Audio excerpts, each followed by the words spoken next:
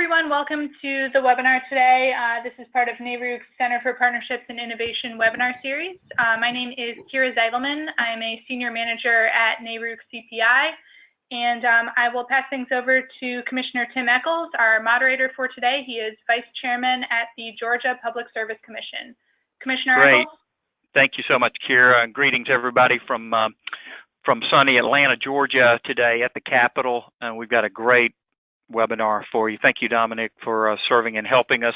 I'll have you note that there's a little chat area on your screen over to the right, so feel free to communicate with us if you need to, and we'll have questions at the end of the webinar, just about 5 till. So if you've got questions, you can use that area, and we'll also open the mics up if we don't have enough questions in our chat. So let me just kick this off by saying that, wow, resilience is really becoming an increasingly important focus for energy regulators, both elected like myself and appointed all throughout NARUC, and our utilities, whether they be someone like Georgia Power or EMCs or munis, and particularly as we see things like, the hurricane that just came through the South again, flooding, winter storms, wildfires like in California and other places, and other extreme weather events. So it's a challenge.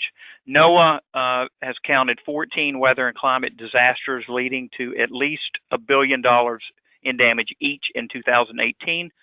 Collectively, these events caused over, believe it or not, $92 billion with a B dollars in damage, and much of these costs result from electricity outages that last hours or days or more. And the vast majority of outages occur in the electric distribution system responsible for delivering power from high voltage transmission lines and substations to the customers. Public utility commissions like mine here in Georgia and others represented on the call oversee this distribution center, and we're all looking for ways to improve the distribution system's resilience to these extreme weather events. On this webinar today, we have 2 experts from the Department of Energy and from Berkeley National Lab who will discuss collaborative efforts to define and measure resilience and to analyze the cost and benefits of grid hardening and grid hardening options to improve that resilience.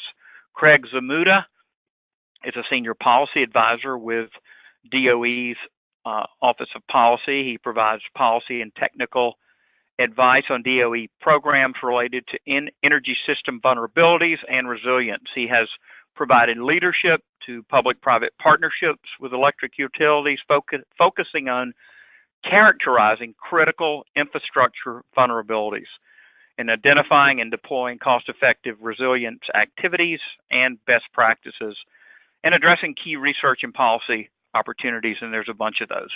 Craig has served as a lead author on numerous reports related to energy sector and resilience. He's got over 35 years of federal experience. Thank you so much, Craig, for that, with DOE and EPA and working at the U.S. House. He has a PhD in environmental sciences from the University of Maryland, Go Terrapins, and an MS and BS in biological services from East Carolina, which I'm not sure what their mascot is, and Rutgers.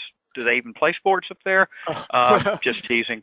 And he's currently on detail to the U.S. Federal Emergency Management Agency developing a resilience policy. He'll jump right in momentarily. Peter Larson, I'll introduce in front of his presentation. He's a research scientist and deputy group leader in electricity markets and policy group at Berkeley National Lab. And then to finish up, we've got 2 experts from San Diego Gas and Electric's Fire Science and Climate Adaptation team, and they'll be talking, and that's Brian D'Agostino and Katie Gianacchini. So looking forward to that. After the speakers all present, we'll have a few minutes for Q&A, and can submit on the chat, as I mentioned, as well as live. So Craig, let's start with you. Well, thank you. Good morning and good afternoon, everyone. Let me thank Kara for organizing today's webinar, and thank you, Commissioner Echols, for that introduction. Yes, Rutgers has sports teams. Go Scarlet Knights, although they are not that good. And thank you for that introduction, the great work you're doing at the Georgia Public Service Commission. My remarks today are really going to focus on some of the work that the Department of Energy is doing to address electricity system vulnerabilities and actions underway to enhance resilience to extreme weather. And I'll highlight some of the more recent activities and publications or resources that we've provided to kind of help others in this area. Next slide. Let me really start by defining resilience. The federal government's defined resilience through a Presidential Policy Directive 21 as the ability to prepare for and adapt to changing conditions to withstand and recover rapidly from disruptions.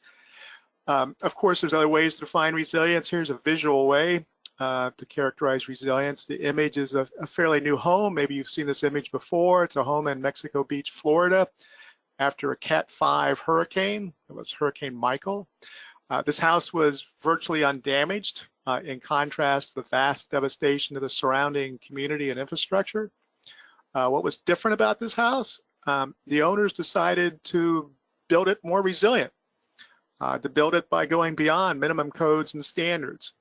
They wanted to be resilient to hurricane force winds, and while it cost a little more to do so, the incremental cost of going beyond codes quickly paid for itself. And many studies out there talk to the value of moving beyond just kind of the minimum codes and standards. There's work done by the National Institute of Building Sciences that talk to mere compliance with codes and standards, including the International Building Code, the International Residential Code, and FEMA's flood insurance program requirements. Their analysis over a number of years looked at a quantified kind of 11-to-1 return on investment. So you pay now, you pay later. These resilience investments are showing that you can have a positive return on investments. But if these resilience investments pay for themselves, why is it so difficult for utilities to make the business case to regulators that the benefits outweigh the cost and that resilience investments are prudent investments? Let's go on to the next slide, please. In terms of the cost, Commissioner Nichols talked about the kind of the billions and billions in terms of damages across all sectors. This slide tries to characterize costs as a kind of a business as usual situation for the electricity sector. And there have been a number of studies done. But if we look at extreme weather events as the most common cause of large-scale power outages, cost estimates for power interruptions, we can see from studies that costs are varying from $25 to $70 billion a year. And this doesn't really include the significant incremental costs associated with damages from major low-frequency, high-impact events like major hurricanes or wildfires, such as those being recently experienced in California. So bottom line is the annual cost to the nation with kind of the current situation we are, the current vulnerabilities to our grid from extreme weather are high. It's growing. It's been growing over the last few decades and expected to increase in the future. Well, why the increase? Next slide, please.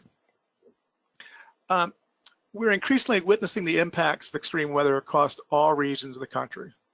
If you haven't already availed yourself of the 4th National Climate Assessment, I'd suggest you do so. It provides a comprehensive review of climate change and extreme weather across the various regions of the U.S. and across various sectors, including the energy sector. The effects described in the NCA with regards to the electricity system include hurricanes and storm surge damaging coastal energy infrastructure, inland flooding impacting power plants across the nation, droughts and wildfires impacting transmission and distribution systems in the Southwest, extreme cold events associated with the polar vortex and impacts on fuel supply and demand in the Midwest and Northeast. So there's a number of threats that are taking place across the nation. One of the conclusions of the NCA was that over the next few decades, these types of increasing environmental risks are largely locked into place due to past greenhouse gas emissions, and will need to adapt to reduce the impacts of these changing environmental conditions. But there are other things changing in addition to the natural environment that can increase the vulnerability of our electricity system. So we need to examine changes in vulnerability, extreme weather, not only from the changing environmental conditions, but also from the rapidly evolving energy system that we literally see changing before our very eyes. If you go to the next slide, please. Let me talk a little bit about some of those changes that are underway with regards to electricity supply and demand. Some of these changes may enhance resilience, others may enhance vulnerabilities. For example, in terms of fuel sources, for electricity generation, we see from this upper figure significant changes taking place just over the last few years. For example, in 2016, for the first time, natural gas replaced coal as a leading source for electricity generation in the U.S. To put it in perspective, the EIA reports that in 2009, coal generated approximately 46% of U.S. electricity.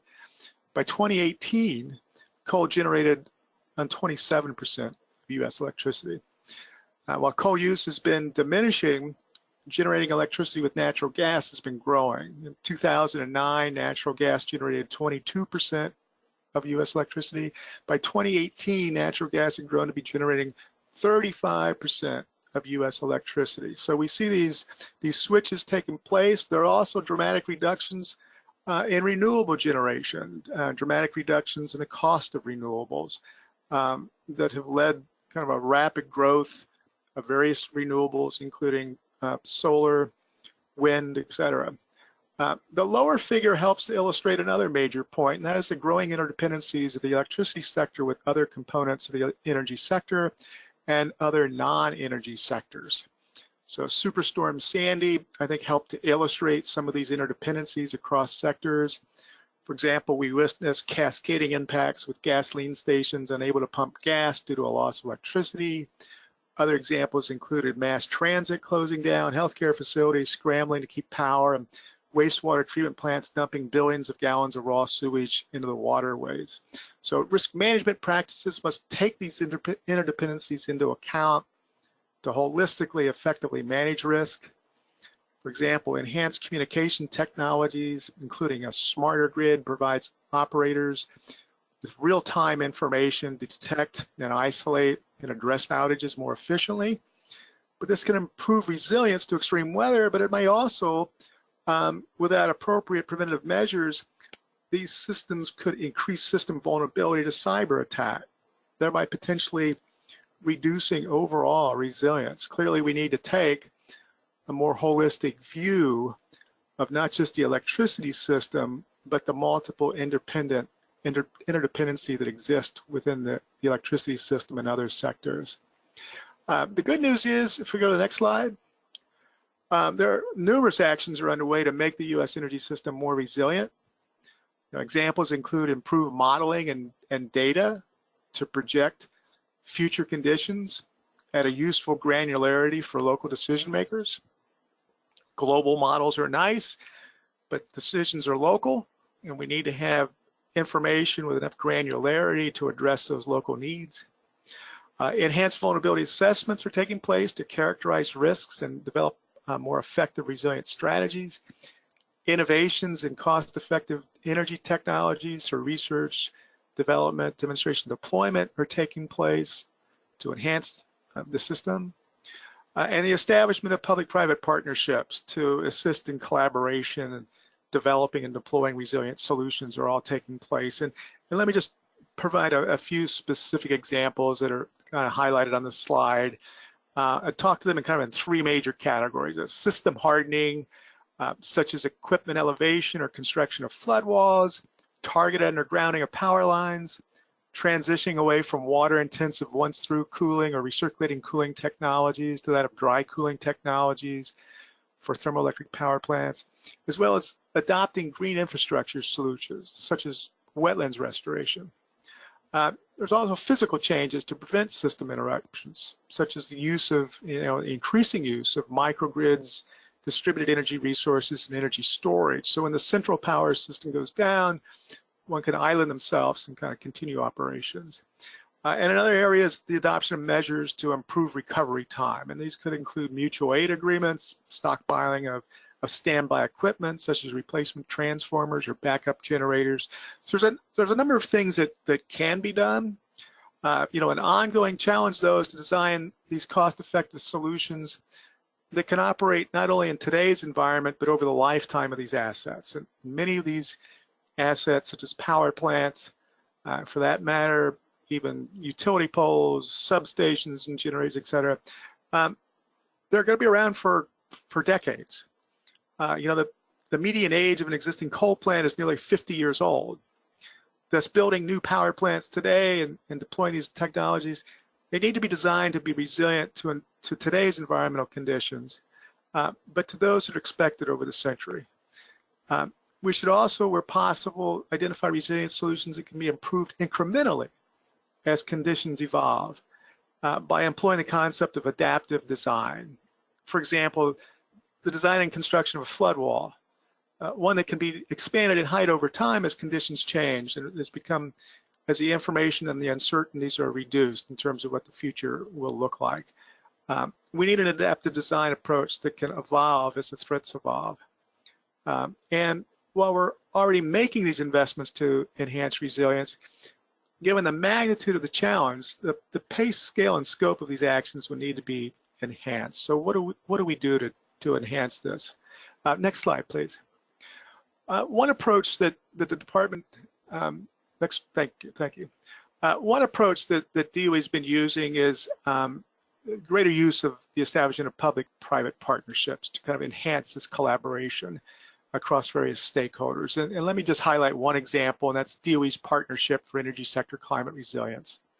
The partnership was stood up several years ago, largely in response to requests from industry for us to use our convening power, get people to the table, and to provide assistance in addressing their increasing concerns about the impacts of extreme weather and climate change on their operations. The partnership was created to provide an effective mechanism for sustained engagement to address the risks of extreme weather and exchange information on best practices.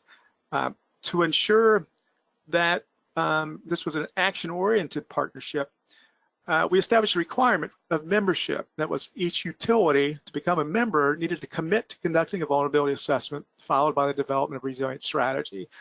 And this requirement helped the utilities to better understand their key risks and identify effective solutions, but it also helped contribute to the development of multiple useful products, not just for this set of members, but broadly for the electricity sector as a whole, including the development of a number of resilience planning guides and resilience tools. And a few examples are represented by the images you see here across the slide, including reports on the regional vulnerabilities and resilience solutions that are being deployed.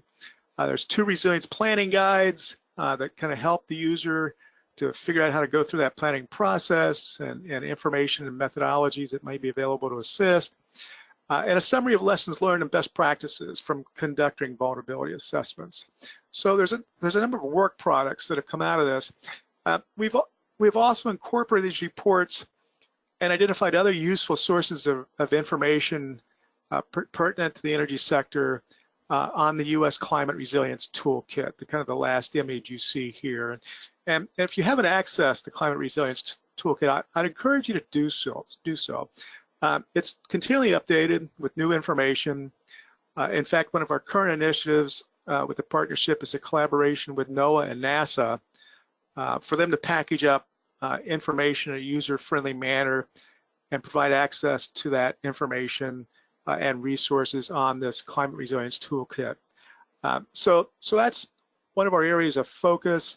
Let me just highlight the composition of the partnership with this slide. Go on the next slide, please. Here are the members. I should note today we're represented in this webinar by one of those members. We'll be hearing from Brian and Katie a little later from San Diego Gas and Electric. I should say our partners represent a diverse set of utilities, both in terms of ownership, including investor-owned utilities, as well as federal, state, and local communities, as well as co-ops. And there's a geographical distribution of these utilities, and they also represent a broad array of potential extreme weather threats, from droughts and wildfires to flooding and hurricanes, et cetera. So it's small in number compared to the overall number of utilities across the U.S., but it has a fairly significant footprint. 20% of the nation's generation capacity and 25% of U.S. customers. So it's proved to be a fairly diverse but representative group to kind of help address some of the multitude of challenges that we have across the country. Let me move on to a couple of products that have recently been released that may be of interest to you. One is done out of a collaboration with our utility members, with Sandia National Laboratory and Argonne National Laboratory. We analyzed the key attributes of an extreme weather resilient electric utility. Our goal was to characterize what a model resilient electric utility would look like in terms of resilience and key management functions or activities. We examined several functions, including governance and accountability, stakeholder engagement, communications, risk management, investments, supply chain, services, and employees. And for each of these categories, we identified some key characteristics or attributes for each one of these categories and provided some illustrative examples of best practices for resilience. The major findings from this analysis are presented in the recent, if I can have the next slide, please.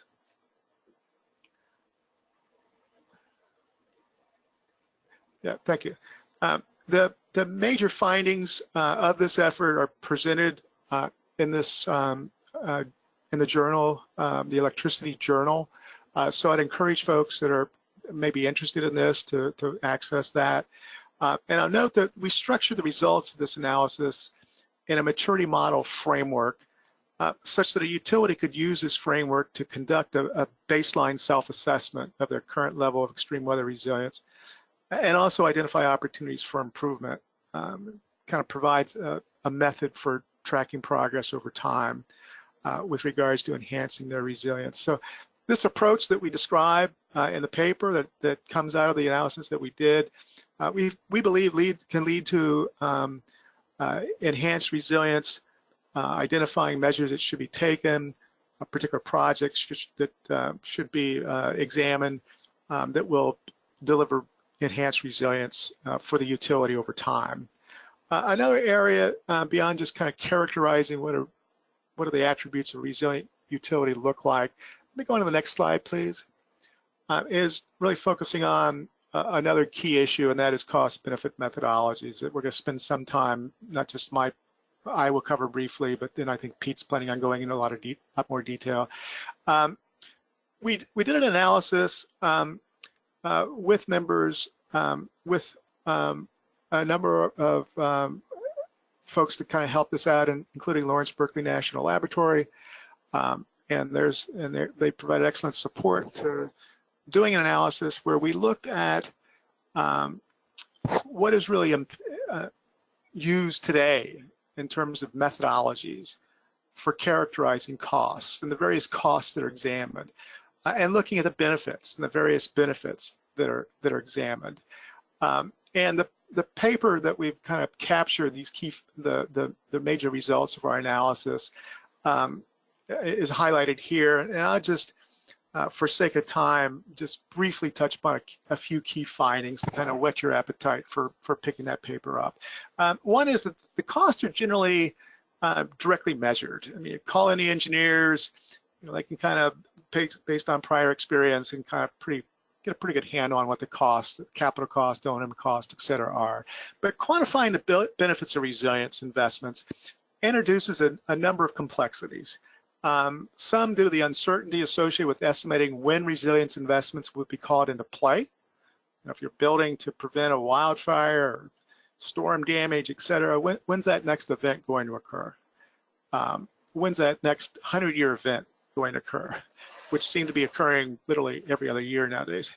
There are also issues with determining the probabilities of realizing the benefits of these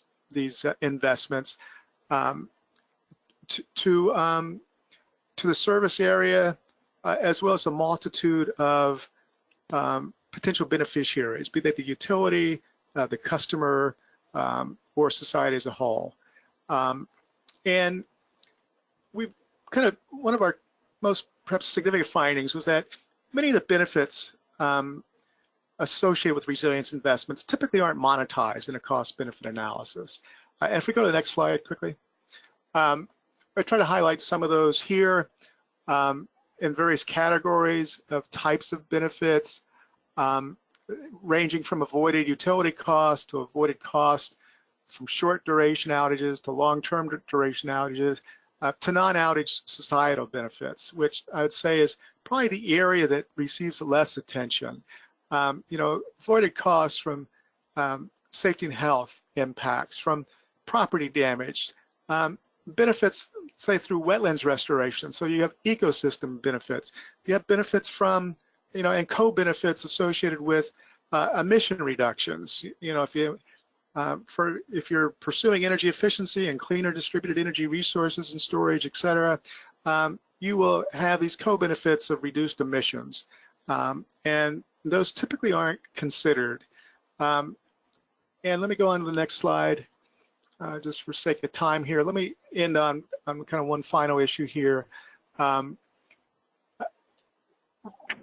way to really enhance resilience is through the use of codes and standards, hazard-based design codes and standards. And over the last few months, I've actually had the opportunity to be on detail to FEMA, assisting them in implementation of the Disaster Reform Recovery Act.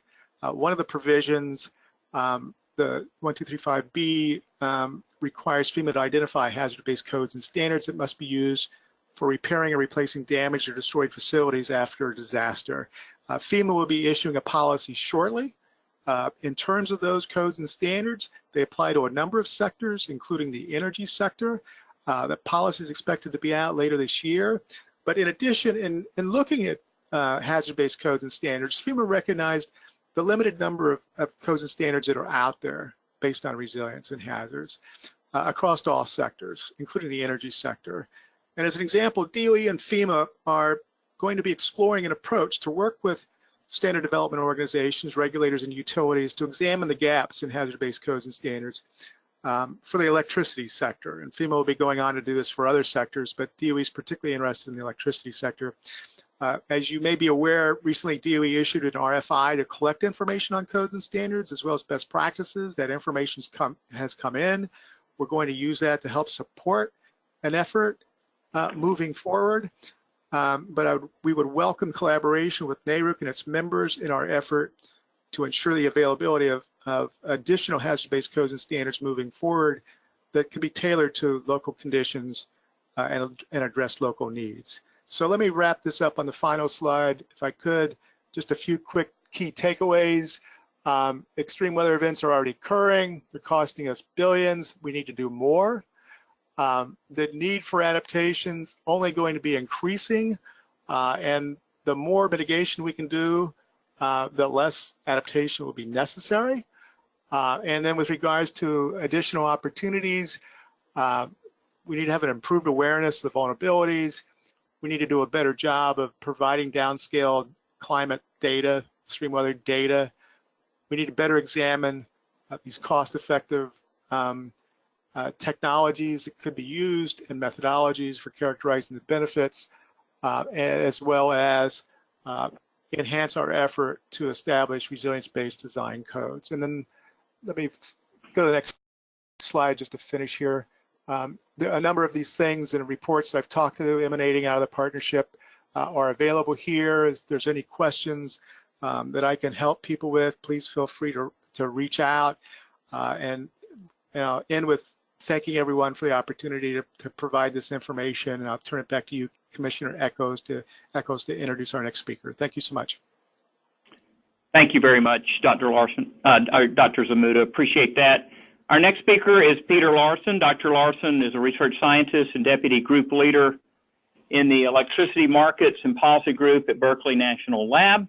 He conducts research and analysis on electricity reliability, resiliency, energy efficiency, and regional electric system planning. He's published his research in a number of reports, books, chapters, etc. So he has gone to quite a few schools. He holds a PhD from Stanford, and he went to Cornell, and he's also spent some time in Montana, had a BA in economics from University of Montana. Dr. Larson, take it away.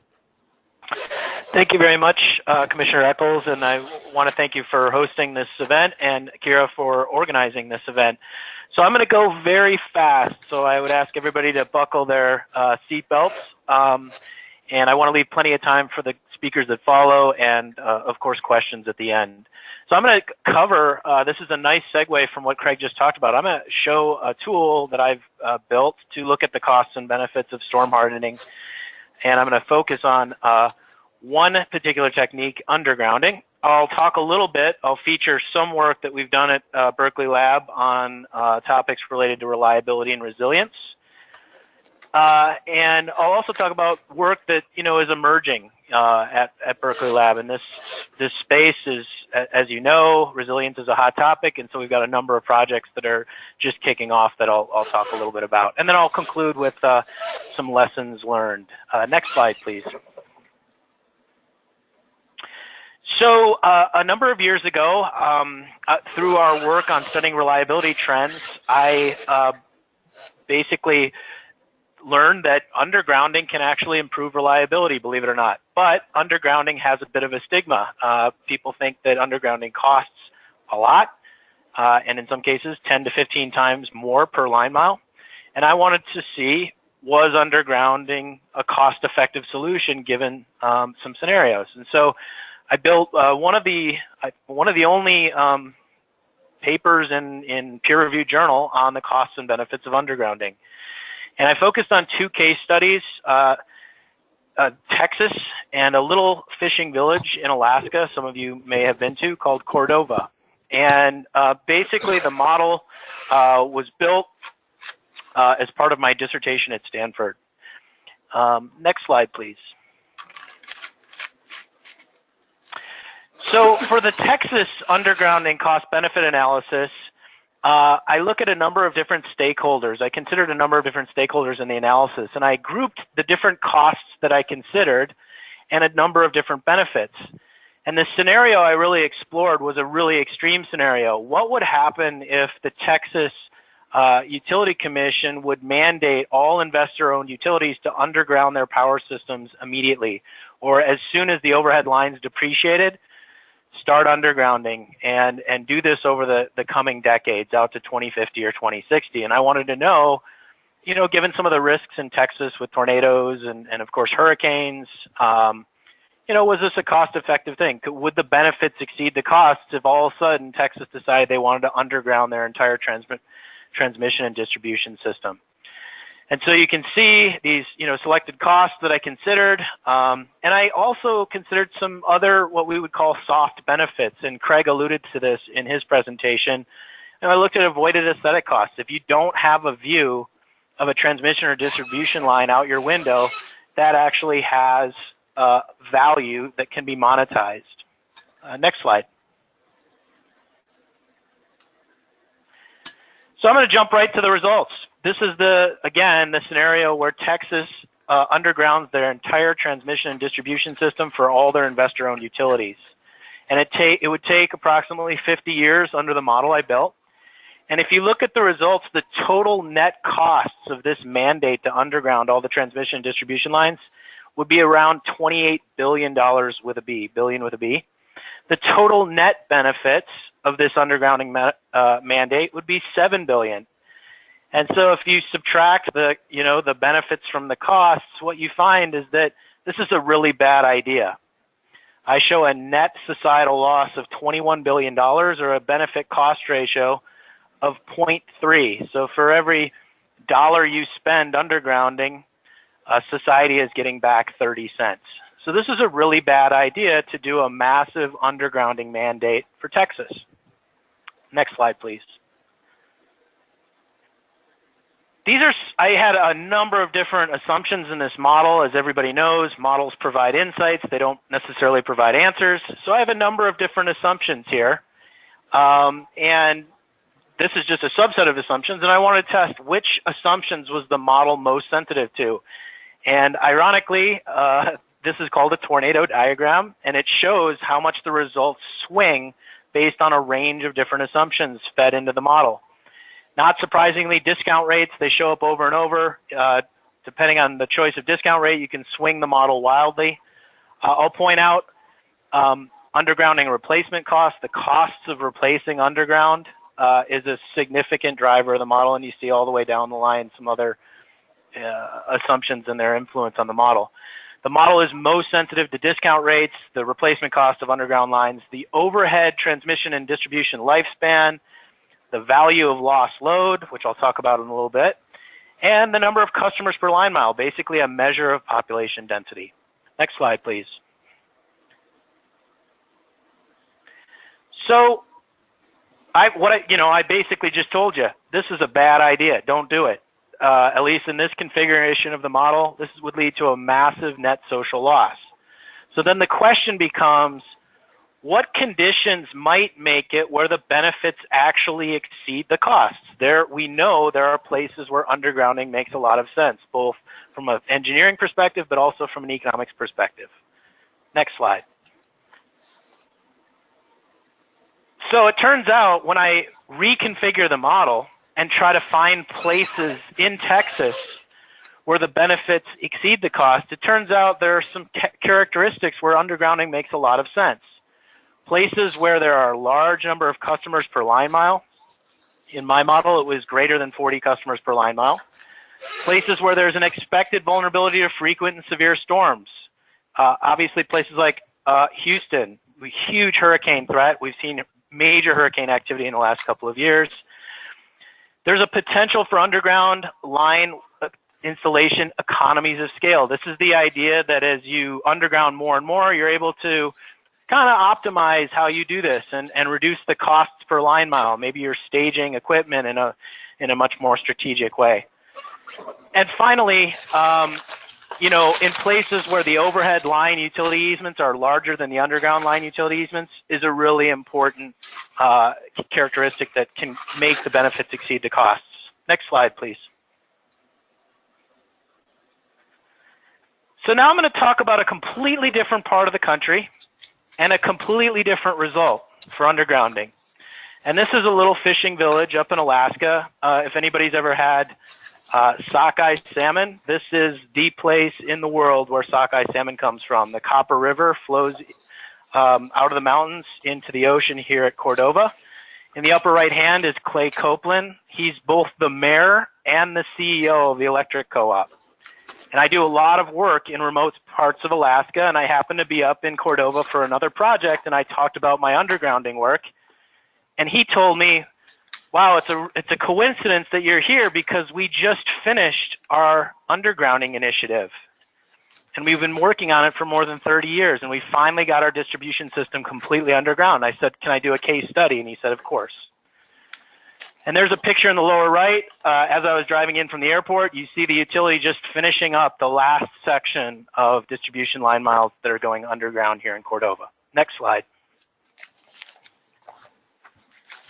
So Cordova, I had to rearrange the costs and benefits a little bit after talking with the community and the electric co-op.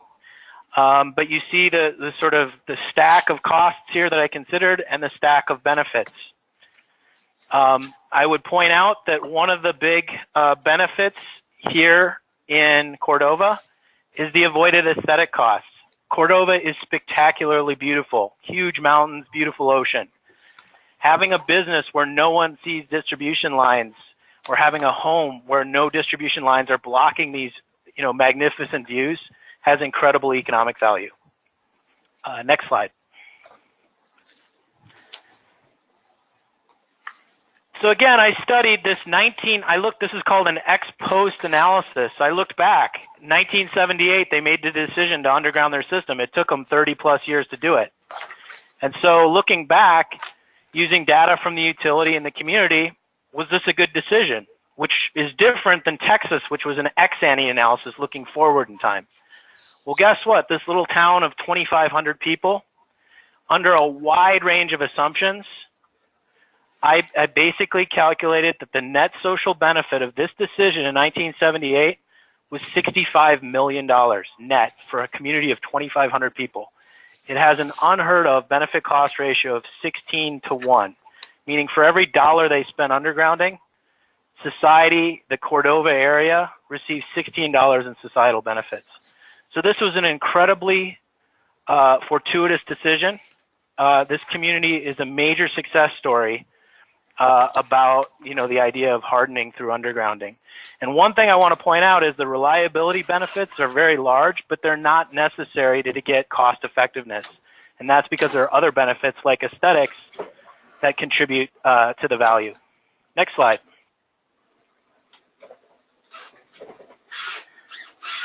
So again, this is a tornado diagram. I'm not going to go over it. Same sort of thing. I ran the model with a wide range of assumptions to see what drove the model. In no cases did I ever see the costs exceeding the benefits. So under a wide range, this was always a good idea in this ex post analysis.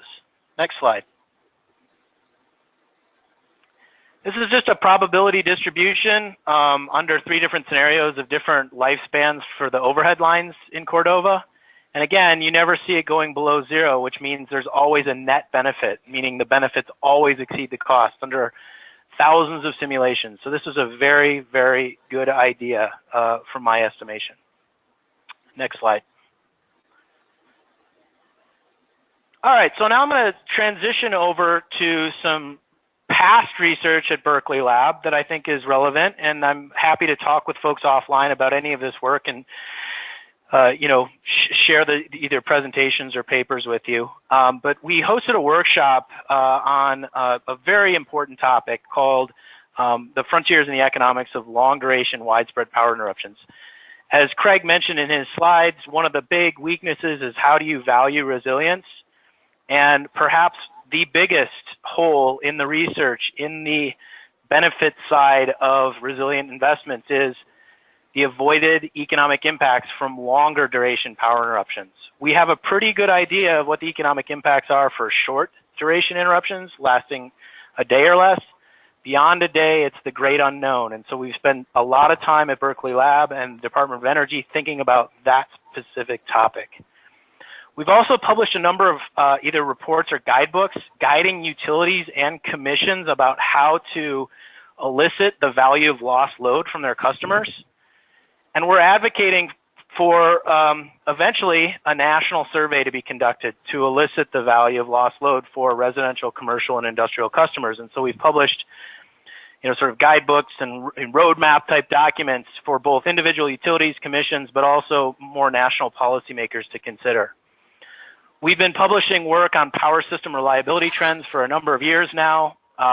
We have the largest database of utility reliability statistics, SAFE and SAIDI, of anyone, including EIA, which just started collecting this stuff fairly recently. And so we write papers on trends, and we look at how investments utilities are making in the past have led to improvements in just reliability.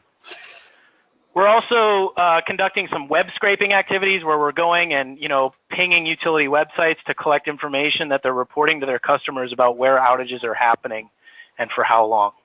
Next slide.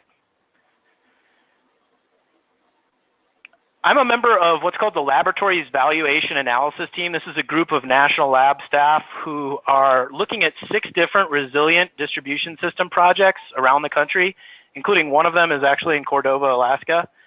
And we're trying to assess what are the costs and benefits of these real projects that the Department of Energy has helped stand up. And so that's an ongoing effort where we're really trying to think through all these cost and benefit issues that I've described and I think Craig alluded to in his presentation. We're working on a paper, I'm literally working on this right now, that will, hopefully a draft will come out probably within the next month or so. It's a case study of 6 different locations, Florida, California, Maryland, New Hampshire, New York, and Texas, of both the economic impacts to these utilities' power systems from extreme weather but also the resulting economic impacts from the power interruptions that followed. And we want to know, what are utilities reporting about damage to their system, and what techniques are they using to evaluate how that impacts the broader economy when their power infrastructure is down. And so that's a paper that's going to be coming out here shortly. I've been working on the economic value of resilience at Idaho National Laboratory, and we're working on this new project, which I think the NARUC audience will hear about in the near future with one of my colleagues at the Department of Energy, Johanna Zetterberg.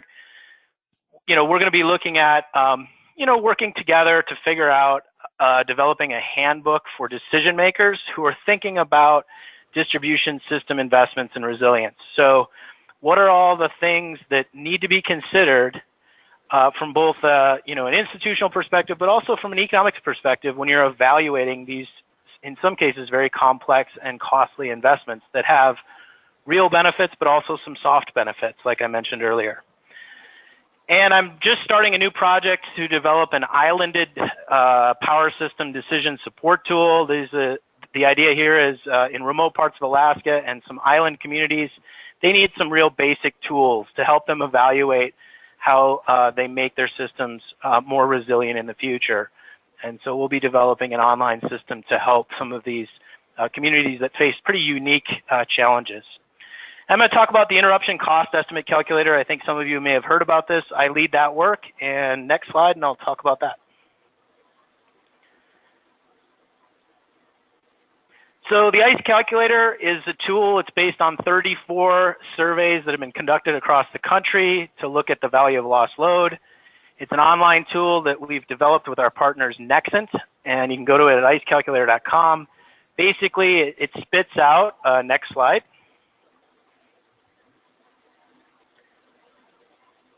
Well, these are some of the users before I go to what it spits out. So these are some of the users of the ICE calculator. This is, we have users from all over the country, and believe it or not, all over the world now. We have pretty much, I think, users in every continent using the ICE calculator. I have concerns about using maybe the ICE calculator in some places outside of the U.S. and even in some places inside the U.S., but it's important we have a pretty large user base. So next slide, please. There we go. So the ICE calculator, just in short, what it does kick out is interruption costs of power outages of various durations. So what are the costs to residential and commercial and industrial customers from interruptions lasting from 0 out to 24 hours? And this tool is being cited in regulatory proceedings around the country. It definitely has some weaknesses, and we like to point those out so that it's being used appropriately. And it only represents direct costs to customers. Some of the surveys that this thing is based on are 20 years old, and we know the energy economy and the economy in general has fundamentally changed in 20 years. We have one survey, I think, that asks about customer interruption costs out to 24 hours. Most of them are out to 16 hours. So trying to apply this for long duration power interruptions and estimate the costs to customers or the avoided costs of investments in resilience is not advised by us. It's really well suited for valuing investments in reliability, more short duration interruptions. It's not well suited currently for evaluating the economics of longer duration interruptions. Next slide. So just real briefly, some lessons learned. Resilience is the buzzword of the day. Reliability has been on people's minds for many, many decades now. And what we've found in our work, talking with regulators and utilities, is in some ways there's not a lot of distinction. Yes, the term resilience is used in regulatory proceedings, but from a practical perspective, utilities are really focused on keeping the lights on. And, in some ways, resilience is closely related to reliability. And so in some ways, there's really not a big practical difference. And that's what we've found in our interviews with utilities and regulators. We think it's really important to continue to develop tools to assist stakeholders. So I gave an example of the ICE calculator and this islanded tool. We found the tools in some ways are more important than the papers. And so I'm leading the development of 4 or 5 tools at Berkeley Lab now. And we found that those are actually more useful than publishing a peer-reviewed journal article like we've done in the past. And Craig hinted at this, and I'm going to put an exclamation point on this. It's incredibly difficult to estimate economic benefits of investments in power system resilience, especially the value of avoiding these long duration, what we're calling resilient type events. It's a crowded research space. A lot of my job is trying to connect people who I know are doing something similar, and it's just becoming very difficult to figure out who's doing what, and that's challenging, but it's also rewarding because you get to make connections with people that are doing really interesting things. And I think this is a very important point, is it's just so important to think about things holistically. The power system is a critical type of infrastructure, and it feeds other types of critical infrastructure like hospitals and military facilities. So how do you think about all of this holistically is a really important thing and a very challenging thing. Next slide. So that's it for me.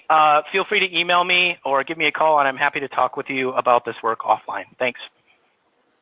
Great. Thanks so much, Dr. Larson. My son is in Valdez, Alaska, so he understands your pain. So appreciate that. It's so cold over there. To finish up, we've got two experts from San Diego Gas and Electric, and we're not going to talk much about their background because we're running short of time. Brian D'Agostino and Katie Gianacchini, say that 5 times, everyone, and they're going to bring us an update. You guys go ahead, and I know we're down to just about 9 minutes, so you guys have about 8 minutes, and we'll reserve a minute or two for questions. Go ahead. Very good, Commissioner. Thank you for the opportunity, and good day to everybody. We are here in beautiful San Diego, but even here we are really seeing the impacts of climate change. Our SDG&E service territory, we're about the size of Connecticut. We serve the southwest corner of California. We have about 3.6 million customers that we serve here, and we all, I think, can envision that beautiful coastline, with the palm trees and the beach communities, but we also extend inland, and we have multiple 6,000 foot mountains that we serve, and that terrain actually happens to have some of the highest fire risk in the entire country, and even the world here in Southern California. So we are going to be focused on sea level rise, but I did want to mention that there has been a huge effort here in Southern California to adapt to wildfire. There's been a $1.5 billion investment over the last 10 years focusing on, how we operate and engineer the electric system, including system hardening and replacing. And yes, to what we've heard, strategic undergrounding is a large part of that plan. And then we're also looking at operating the system as safely as possible. Community outreach is also a huge part of our resilience strategy and adaptation plan. All of that is available through a wildfire mitigation plan, which all utilities in California are looking at now. So if you are interested in a very comprehensive document giving an overview of what does wildfire adaptation look like, that is all available. But I'm going to turn the focus to that beautiful coastline that I was talking about, because we do have several beach communities running from the Mexican border up through the southern third of Orange County. And we are closely monitoring sea level rise through those communities. And we started this through a CEC, which is the California Energy Commission. They funded a project that we applied for, and we did a very comprehensive vulnerability assessment of our coastline. We used the latest data available from the USGS, which is the Cosmos model, the coastal storm modeling system, which projected mid-century and late-century impacts on our system. And we really focused on our substations.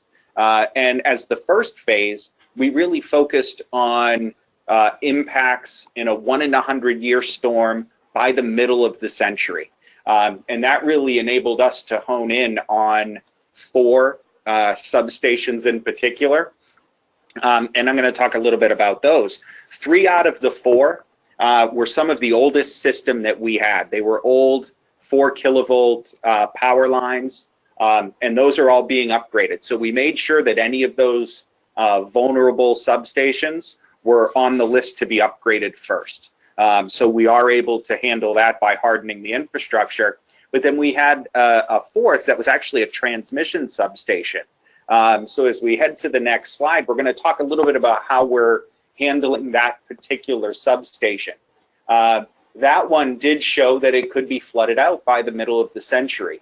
But the threat doesn't really exist today. So we actually developed a conceptual flexible adaptation pathway to help us strategize our adaptation efforts for this particular substation.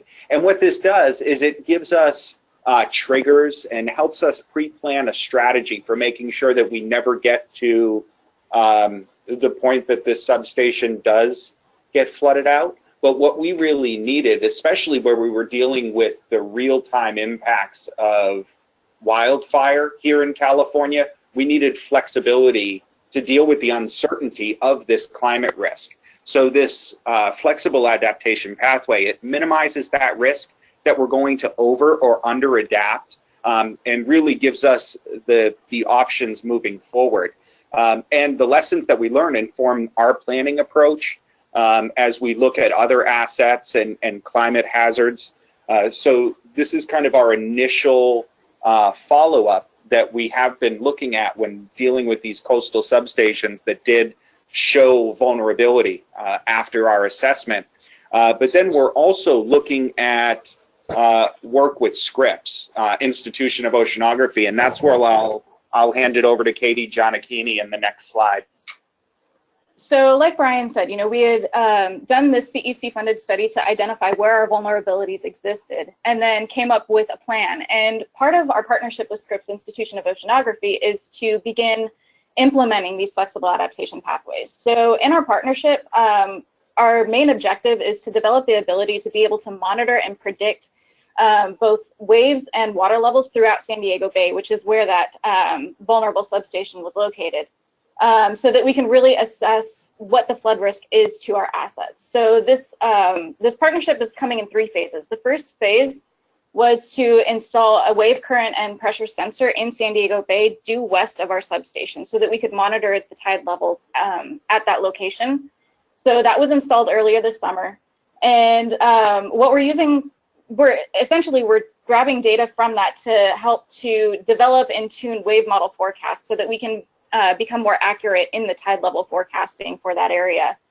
And then as we move on through this partnership, that third phase is going to be to develop and operationalize a real-time wave and water level visualization tool so that we'll be able to see any potentially high impact events coming, whether it's just large waves from winter storms, things of that nature.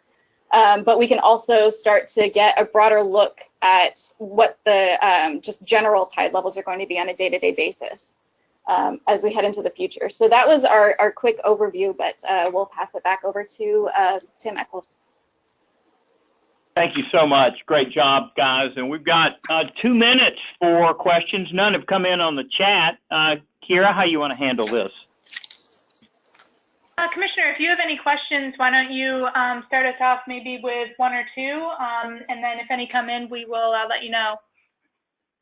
Yeah, so let me ask Dr. Larson, were the societal benefits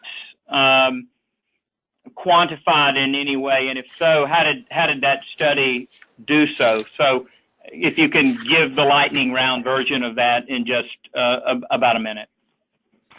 Yes, I considered broader benefits to society. By no means were they, a complete comprehensive list of all the benefits to society from this type of hardening, but, things like changes in, risk to, utility workers from trying to convert the overhead to the underground. You can monetize health impacts and, the likelihood that somebody, there may be a fatality in a big overhead to underground conversion. So there are a bunch of different things I considered beyond just the avoided interruption costs from installing underground.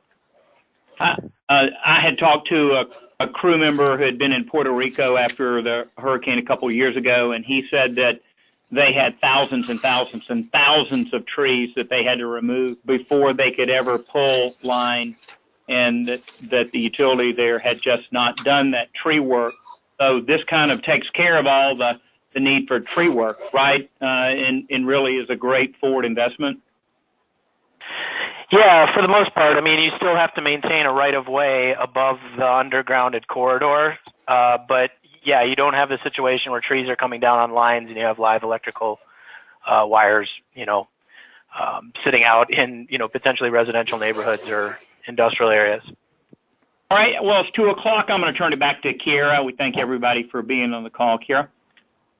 Yes, thank you very much, Commissioner, and thank you to all of our panelists for speaking today. I thought it was a really interesting discussion. We will be posting the recording and the slides on our website, naruc.org/CPI. We have a couple other webinars coming up in this innovation series, and we are all preparing for NARUC's annual meeting in November in San Antonio. So with that, I will wrap it up. Thank you very much for joining us. Have a good afternoon.